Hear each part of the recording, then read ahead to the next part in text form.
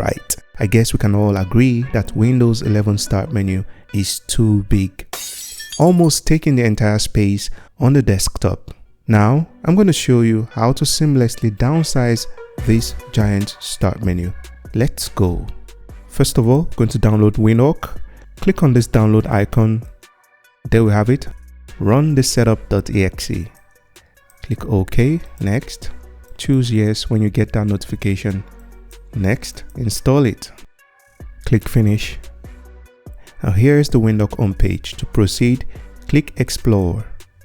Now search for Start menu, size. There we have it.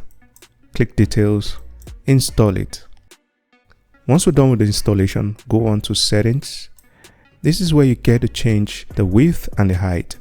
Now under the width, I'm going to type 660. Now go down to Start menu height, type the same figure 660, click save settings, minimize it. Now we'll go back to the Start menu. This is much better. I think this is just perfect. And if you go back to Windhawk, you can adjust the figure according to your taste. The smaller the number, the smaller the Start menu, but you don't want to make it too small. I think this is just perfect.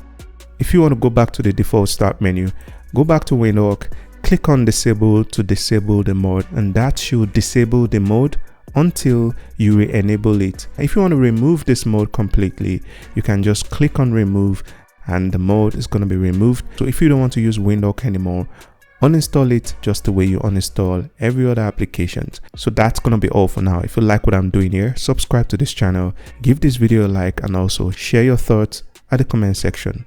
Have a nice day. Peace out.